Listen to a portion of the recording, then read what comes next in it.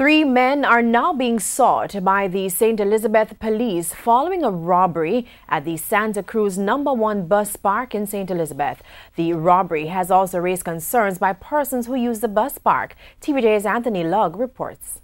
This white Toyota Axiom motor car, pinned against bushes on Clinic Road in St. Elizabeth, is the getaway vehicle used by the men involved in the robbery of the gate attendant in the Santa Cruz #1 bus park on Friday afternoon.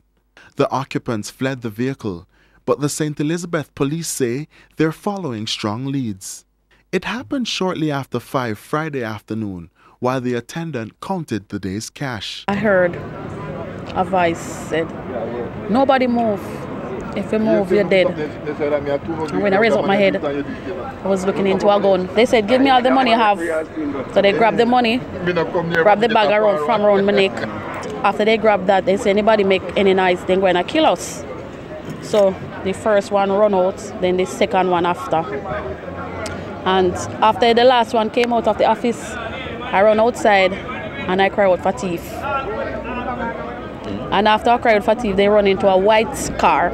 But the robbers didn't make it far before losing control of the vehicle. Residents rushed to the scene after hearing a collision. By the time residents and everybody reach up there, them say a next red car pick them up and gone with them. Investigations also revealed that the getaway vehicle had an additional license plate taped over the original.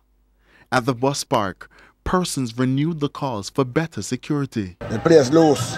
If a government money, a government put out police to defend their money. You see me? Right in the taxi park, there were so many taxis, people, and stuff like that, and something like that.